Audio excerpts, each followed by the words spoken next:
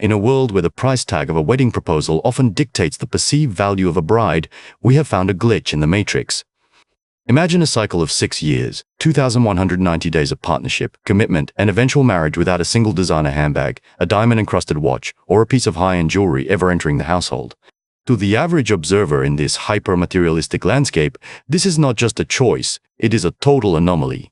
It is a direct violation of the unspoken social contract that governs modern relationships in some of the most status-obsessed cities on the planet.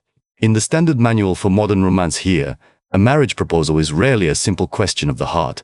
Instead, it has morphed into a high-stakes theatrical production.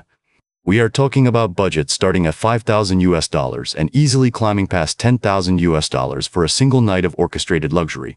A 5-star hotel suite, hundreds of imported roses, and the mandatory tribute, a luxury leather bag from a famous French or Italian fashion house. Without this tribute, the proposal is viewed as incomplete, a failure of the man to prove his capacity to provide. Yet, our subject and her husband skipped this entire performance. They even executed a 50-50 split protocol for their wedding rings, a move her social circle views as a total surrender of her leverage as a woman. The husband provides no material proof of love in the form of depreciating leather goods. Instead, he offers high-frequency emotional maintenance, daily physical affection, and constant verbal validation. However, in the eyes of her friends, the group we might call peer group parasites, this emotional currency is non-transferable and has a resale value of 0. These friends, who boast about extorting luxury bags as a prerequisite for marriage, view her with profound pity. They have labeled her life as a pathetic struggle, questioning why she would choose to live without being treated like a queen. But while her friends are busy collecting depreciating assets, this couple is operating a high-functioning economic unit. They are not interested in luxury logos. They are obsessed with Nasdaq tickers and asset compounding. They live on a lean monthly budget of approximately $1,850, which covers all living expenses and even the traditional financial support they provide to their parents. Last year alone, while their peers were flashing new handbags on social media, this couple injected over $60,000 into the stock market. Their terminal goal is full retirement at age 40 through a dividend-yielding portfolio. This is a story about the collision between intrinsic value and the signaling value of the status-obsessed herd. To understand why these friends are so triggered by a happy, bagless marriage, we have to examine the historical mutation of value. Traditionally, the exchange of wealth during marriage was a transparent transaction meant to ensure the stability of a new household. In the historical era of dynasties, wedding items were strictly functional assets for a shared home. However, following the economic miracle of the post-war period, the transition moved rapidly from survival to prestige. By the 1990s and early 2000s, as the national wealth exploded, simply having a car wasn't enough. It had to be the right brand to signal one's place in the hierarchy. We are witnessing a modern mutation of the ancient dowry system. It has evolved from a mutual investment in a household into a one-way tribute to an individual ego. It is essentially a cultural bubble, not unlike the famous tulip craze in the 17th century Netherlands. People are valuing a specific piece of treated leather far above its material utility or even its design, simply because of manufactured market consensus as it represents upper-class status. These friends are the ultimate bag holders of this cultural bubble. They are desperately trying to keep the social price of these items high by shaming anyone who dares to find happiness outside the system. This creates a psychological environment that functions like a total surveillance system of comparison. In this social panopticon, everyone is watching everyone else through the unforgiving lens of a smartphone screen. The core issue is mimetic desire. These individuals don't actually want the bag, they want what the bag signifies in the eyes of their peers. When they see someone who is genuinely happy and fulfilled without the expensive markers they've sacrificed their financial future for, it triggers massive cognitive dissonance. Their only defense is to weaponize pity, and by telling our subject she is pitiful, they are attempting to execute a social shaming protocol. They need her to feel inferior, so she will rejoin the consumerist herd and validate their own choices. It is the classic crab mentality in action.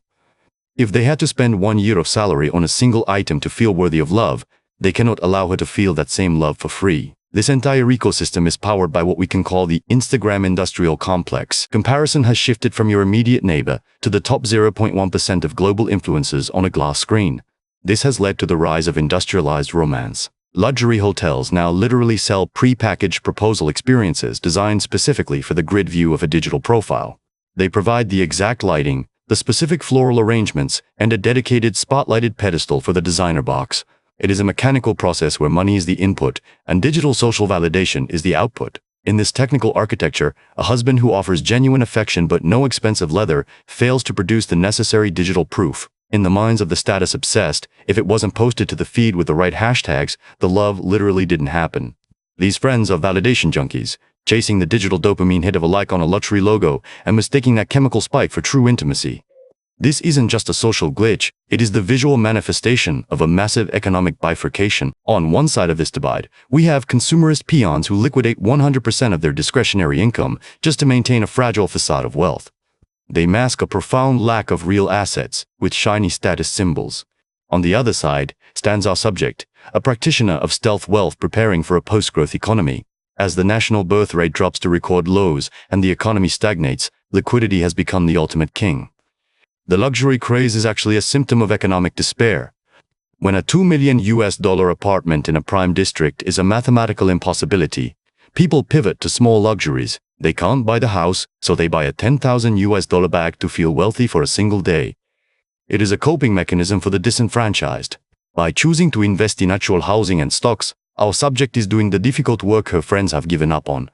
Their pity is a subconscious mask for their own financial fatalism. They must believe she is missing out, or they would have to admit that they are the ones who are truly lost. The numbers back this up with terrifying clarity. Morgan Stanley reports that people in this region are the world's biggest spenders on personal luxury goods per capita, spending $325 annually. This far exceeds the $280 spent by Americans and $55 by Chinese citizens. This isn't because they are richer, it is because the social pressure to consume acts like a high-voltage grid.